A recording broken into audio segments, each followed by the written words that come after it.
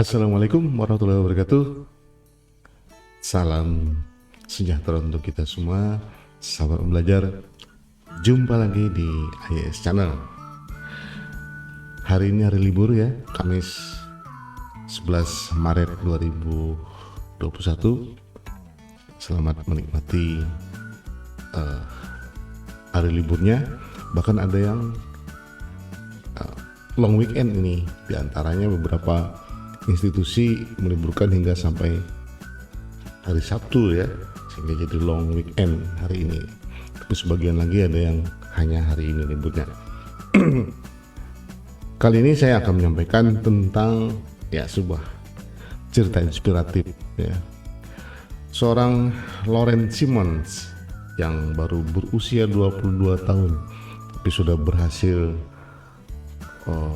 menjadi trader yang sukses di New York Stock Exchange ya. Ini dikutip dari atau bahkan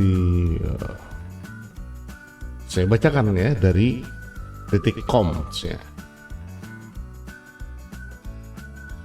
ya. Baru diterbitkan oleh detik.com 11 Maret 2021 ya, hari Kamis hari ini. Laurence Simmons, ini fotonya masih sangat muda ya, tapi sudah berhasil di lantai bursa yang cukup keras ya di Wall Street sana. Kita akan pelajari bagaimana dia bisa sukses gitu, dan bagaimana latar belakangnya. Mudah-mudahan ini menginspirasi sebagian besar anak muda milenial yang ada di Indonesia. Laurence Simmons mencetak sejarah sebagai trader wanita termuda di Bursa Efek New York. Wanita Amerika tersebut sukses menembus bidang yang didominasi pria itu di usia 22 tahun. Tidak hanya itu, Laurence juga merupakan wanita kulit hitam kedua yang pernah mencapai posisi tersebut. Jadi baru 2 orang ya yang ada kulit hitam. Saya ulangi, sebagai trader yang pernah jadi wanita satu-satunya di New York Stock Exchange dan datang dari kaum minoritas, Laurence kerap membagi kisah inspiratifnya. Laurence bisa dibilang adalah sebuah kisah langka di Wall Street. Wanita tersebut bahkan tidak punya latar belakang ekonomi sampai suatu saat ia terpikir untuk beralih ke bursa saham di New York. Laurence pun beberapa kali membuat perekrut mengerjitkan dahi karena tidak berasal dari kampus yang bergengsi atau punya koneksi untuk bekerja di dunia yang sulit ditembus tersebut.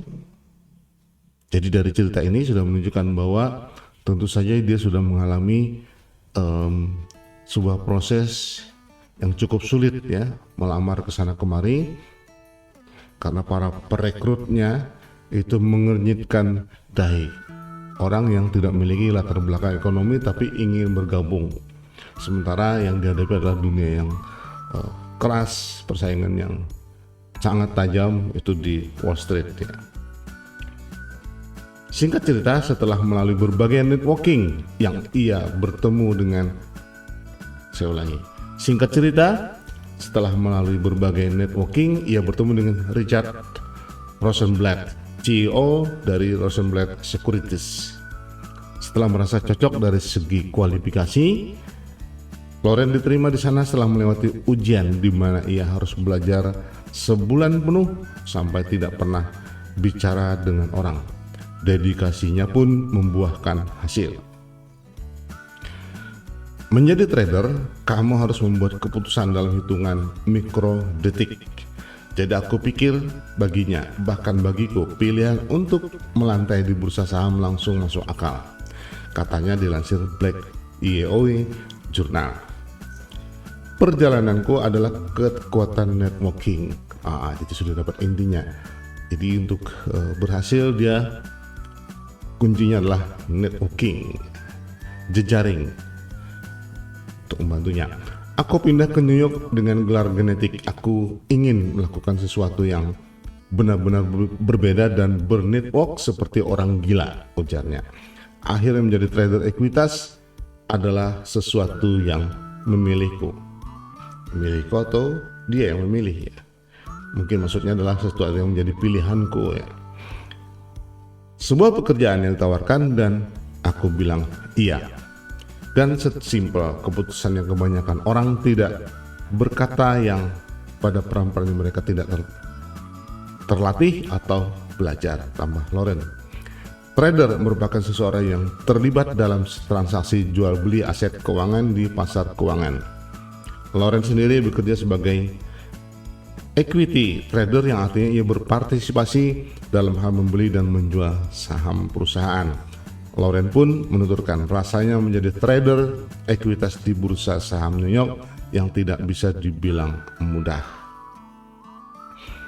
Bekerja di pasar saham di mana semua klienku adalah pria kulit putih, aku merasa ada tanggung jawab untuk maju dan benar-benar memastikan lebih banyak orang yang diikutkan dalam meja dan lebih banyak orang yang menjadi bagian dari percakapan, katanya.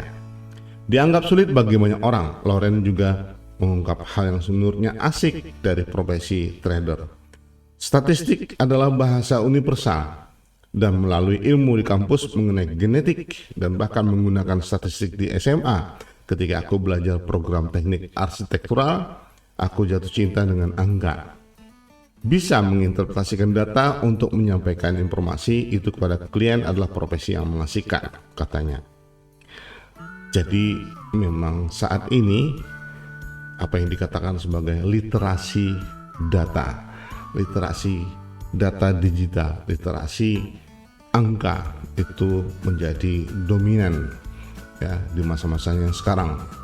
Karena dengan data, dengan angka-angka, seseorang terbantu untuk mengambil keputusan yang sangat cepat, akurat, dan tentu saja tepat sesuai dengan sasarannya. Jadi ini memang di masa sekarang ini kita dituntut untuk meningkatkan literasi data ini. Apalagi ketika bicara soal trading, maka yang dibicarakan adalah tentang big data.